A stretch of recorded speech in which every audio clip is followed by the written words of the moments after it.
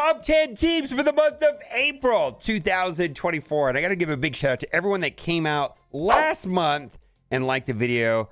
I think this was my most liked video so far this year. Almost 1,000 likes. Let's see if this one gets 1,000 likes. Now, let's get into the list. And the way that I look at teams in Marvel Strike Force is there are game modes that are important. We have Arena. We have Raids, super important. We have Crucible, which is important, also a ton of fun. And then to a lesser extent, we have Alliance War. And everybody kind of places them in a different order, but I think Raids are super important. Arena is where you get power cores, so that's super important. And then we got Crucible and then Alliance War. So there's a couple teams that are in the game right now that excel in several game modes. So we're going to talk about my first 4 favorite teams.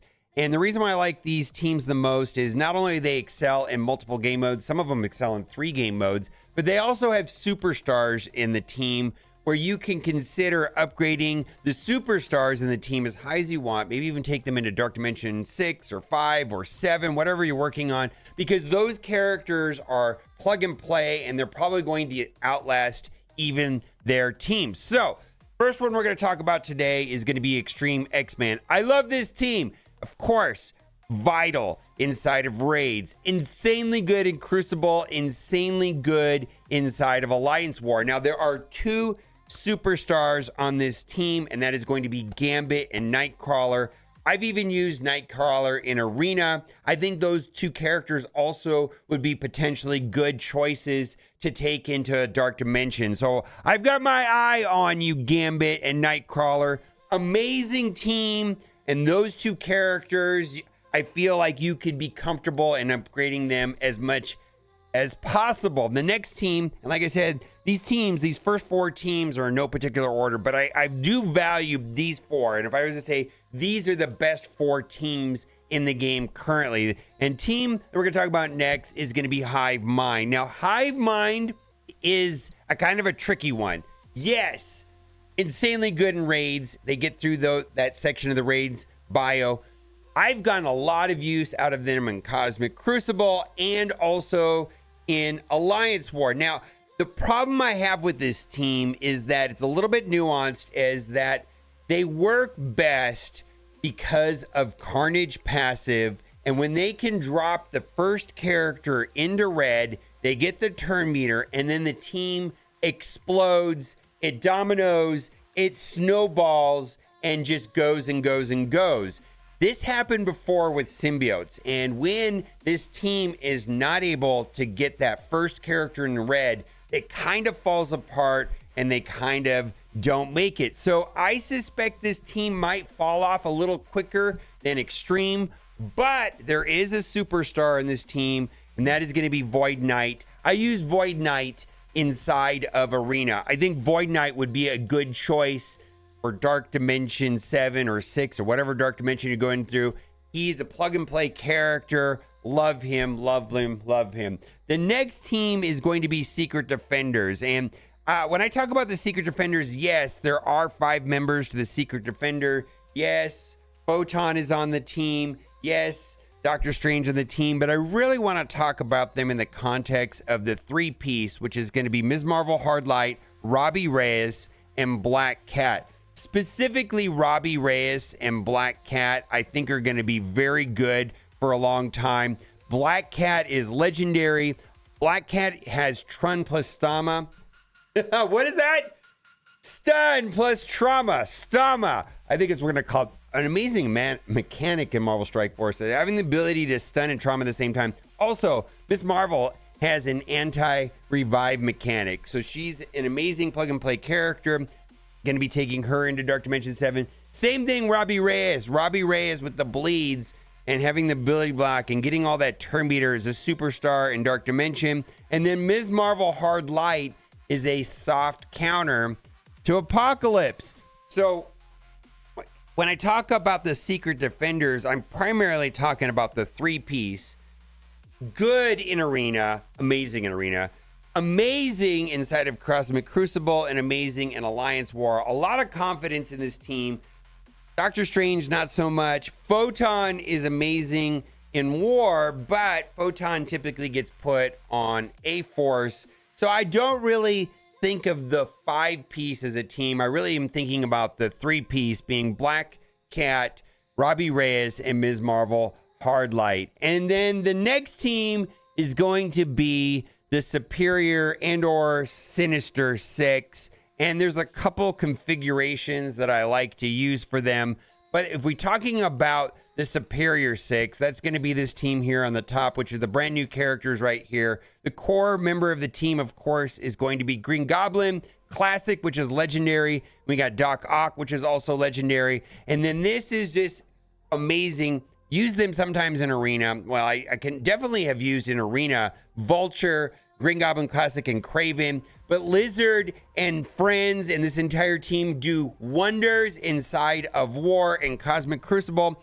Up here is the configuration that I normally use inside of Crucible. And then right here are the configurations that I use inside of War with Green Goblin and Mysterio. And then this is what we call the Inferior Six, which is used to clean up infestation. But this team right here gets used against so many different teams. Now, as far as characters on this team that you can take as high as you want, and I guess when I was talking about the Secret Defenders, you could take Black Cat and Robbie and Ms. Marvel Highlight as high as you want. I'm confident in suggesting that Vulture is amazing in so many game modes. I'm going to be taking him into Dark Dimension 7. Green Goblin Classic, also amazing in so many game modes. A lot of use for him even inside of the arena. So, just to recap, my 4 favorite teams right now are going to be the Superior and Sinister Six team. Sinister Six, right? Secret Defenders, Hivemind, and then Extreme. Now, because raids are very important, I want to talk about other raid teams because I think these merit looking at, and there are a couple characters that are superstar, and I've been able to use them in multiple game modes. But I don't feel as strongly about these other raid teams as I do the other ones that we've talked about so far. So at the top of this is going to be Pegasus, and Pegasus does well, of course, in raids. I've had limited use with them in Crucible and Alliance War. Now, other people have had better success than me using them in the other 2 game modes, but I primarily have had the most use with them inside of raids, and they absolutely the best in raids.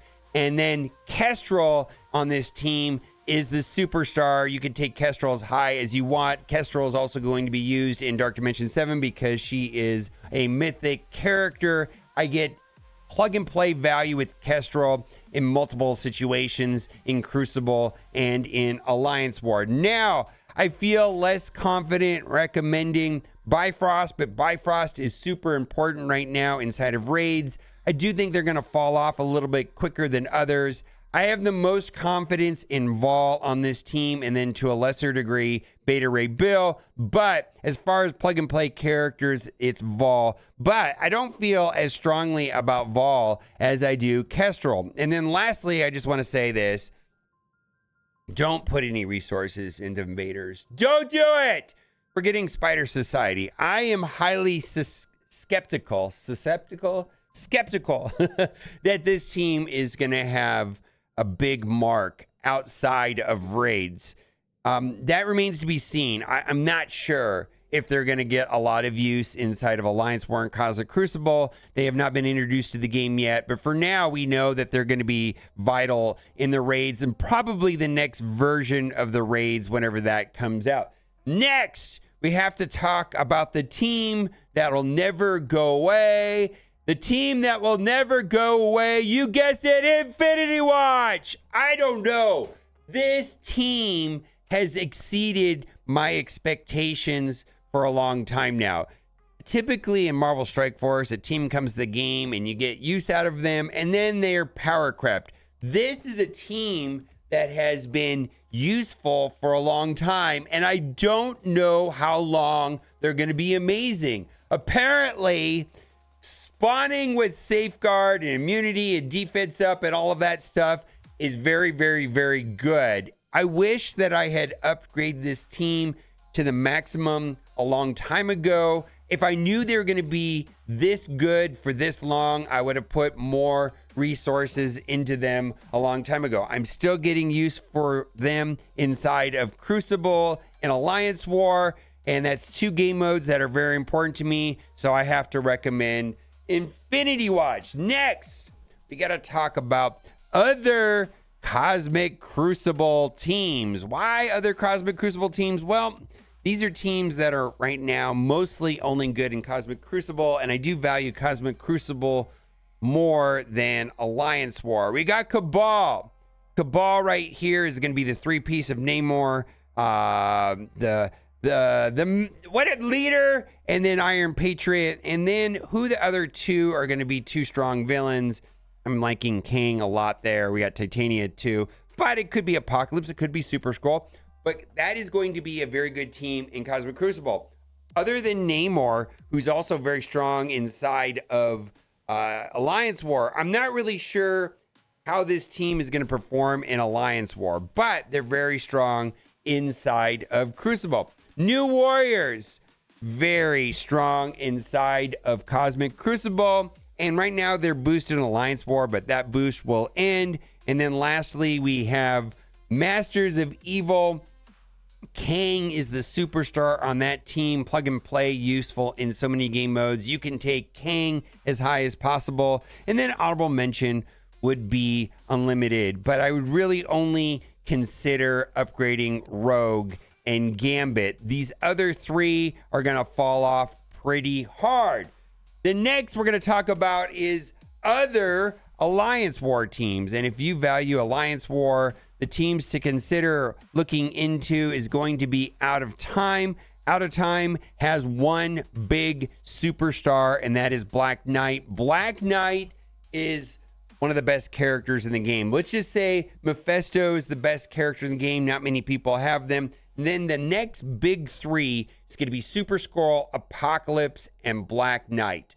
Those 3 are what I've been calling, along with other people in the community, as the big 3. They are going to be the 3 best plug and play characters.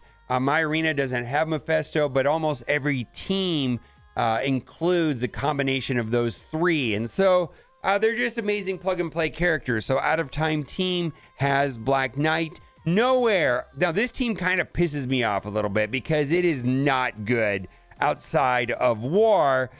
Nova is the superstar and the team. And then lastly, as an honorable mention, we would have Undying. Undying pairs up probably best with Dormammu, but you can see right here we have Apocalypse. Apocalypse is kind of fun on this team as well because you can do the special with either Zombie Iron Man or Apocalypse and then spread that with Hela. Fun little combo. And then we've got Gamma, which is definitely on its last leg, and Red Hulk is the Super Skrull. Now, I just want to bring to your attention that there are plug and play characters, and plug and play characters you can have confidence in upgrading.